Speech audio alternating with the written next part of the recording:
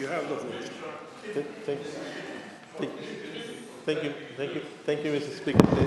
I see a lot of excitement on the other side when I get up. Mr. Speaker, I want to thank the honourable member for asking this question. Just earlier this morning, Honourable Ranrundro said that there's nothing happening in the ministry except for seed distribution.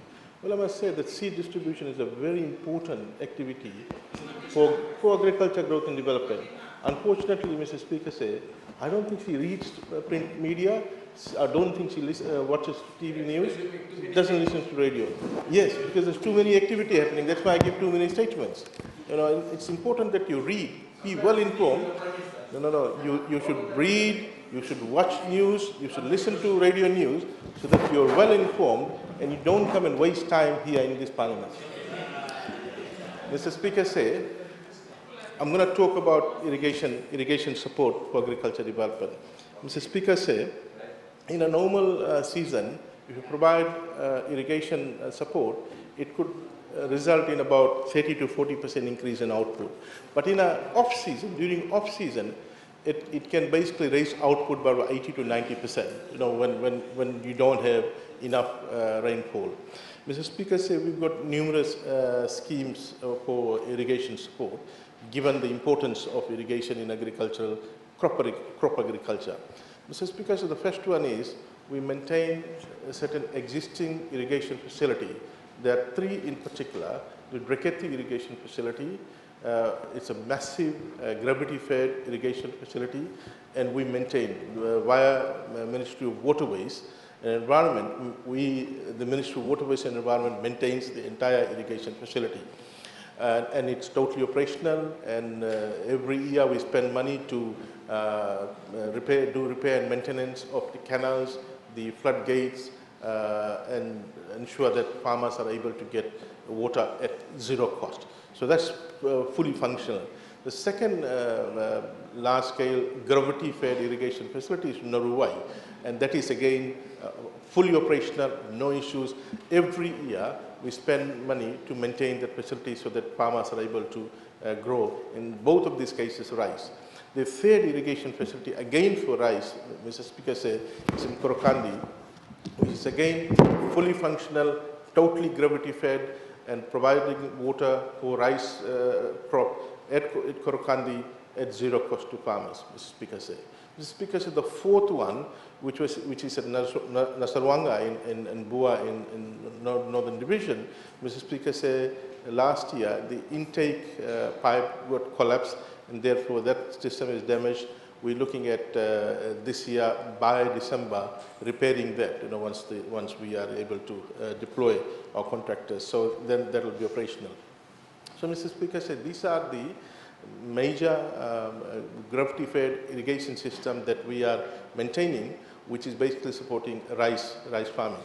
So, Mr. Speaker, on the Western Division, we are basically promoting rain-fed rice expansion growth, and therefore, given that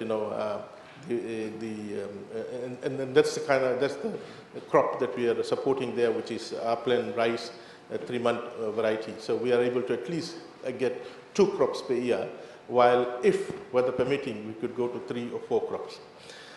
Mr. Speaker, then the second form irrigation system is where we're setting up a gravity-fed irrigation for cluster of farmers. Mr. Speaker, those of you who have read article in print media, also in TV, we just commissioned a gravity-fed irrigation, multi-system irrigation in Tavua, where 80 farmers are benefiting from that. We spent $30,000, which will provide water to 80 farmers in Tavua. Of course, they will also utilize it for water for consumption in the house as well. And Mr. Speaker, water support for household will also contribute indirectly to agricultural growth and development. So you need the household to function before they can support agriculture. So Mr. Speaker, this gravity-fed cluster farmer irrigation system, where we construct the reservoir, construct the catchment, and from the catchment we bring the water down to the reservoir, and from reservoir the farmers then do their own piping to their farm. So it's a kind of cost-shared system. So we spend $30,000 there through Ministry of Waterways. Mr. Speaker, so the third irrigation system that we have now begun is where Ministry of Agriculture is establishing cluster of farmers, let's say 15 or 20, where we're doing the borehole, we're drilling the borehole, and they then, from there, do their own pump, own pipe, take it to the reservoir, and from there, they pump it to their own farms.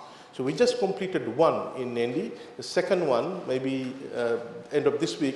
Now the machine has gone to Batiri, where there's a second cluster of farmers, 18 farmers, they're ready with their own pump and pipe and tank. So as we speak, the machine would have started the borehole earlier, 2 days ago. So this is where we just do the borehole, they do their pump, they do the piping, do their reservoir, and then from the reservoir take it to. So this is another scheme that we just started in this financial year. Mr. Speaker, the third one is where we've got an allocation with Ministry of Waterways to provide small irrigation system to farmers. So we're looking at this year providing a small irrigation system which includes pump, sprinklers and some pipes at the cost of $1,500 to individual farmers. So we're looking at providing this to about 100 farmers. So Ministry of Agriculture is now getting the list of farmers who will be eligible to get that, and we will be providing it to Ministry of Waterways, where Ministry of Waterways will raise the requisition to incur the expenditure. So, Mr. Speaker said this is the fourth one that this will be implemented maybe in about 2 to 3 months' time, where about 100 farmers will get this set worth about $1,500, which will include pump, sprinklers, and pipes, so they can draw the water from a nearby source, whether it's a river or a well, and then take it to a tank, and from there they will use it for the irrigation on their farms. So these are the 4 systems that we are currently, irrigation systems that we are supporting to boost crop agriculture. Thank you. Naka. Thank you, Honourable Minister.